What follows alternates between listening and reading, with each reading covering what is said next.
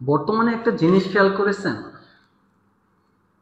বিশেষ করে অনলাইনের যুগ হওয়ায় সবকিছু খবর এখন খুব সহজেই আপনার কাছে পৌঁছে যায়।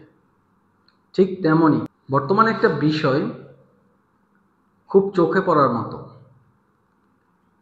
ইদানিং দেখা যাচ্ছে ইংরেজি শেখার জন্য কিছু অ্যাপস বের হয়েছে, যে অ্যাপস ইনস্টল করলেই কেন জানি শুধু চায়নাদের সাথেই যোগাযোগ করা যায়। আর সেই অ্যাপসের মাধ্যমে চায়নারা বাংলাদেশের মেয়েদের সাথে সখ্যতা গড়ে তোলে, সম্পর্কের সখ্যতা। বিশেষ করে লক্ষণীয় বিষয় এটা, তাদের টার্গেট শুধু মুসলিম ঘরের মেয়েরা। বাংলাদেশের মেয়েরা মোবাইল চালালেও তাদের গিলু হাঁটুর কাছেই থাকে। তারা খুব সহজেই বিদেশি ফরেনার পাচ্ছে বলে সায় দিয়ে দিচ্ছে, আর তাদের ফ্যামিলিও খুব সহজেই মেনে নিচ্ছে। একটা সহজ বিষয় কি আপনারা জানেন?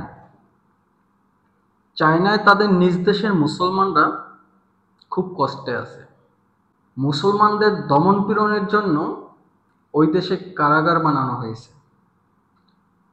যারা খবরটা জানেন না তারা একটু খোঁজ খবর নিয়ে দেখবেন। এই প্রেম, ভালোবাসা, বিয়ে, ধর্ম পরিবর্তন, এগুলো তাদের একটা ট্র্যাপ।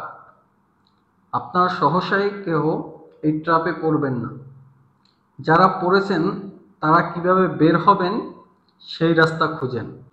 বিশেষ করে মেয়ের মায়েরা, মেয়ের বাবারা অতি লোভের কারণে মেয়েদেরকে বিপদের দিকে ঠেলে দিচ্ছে।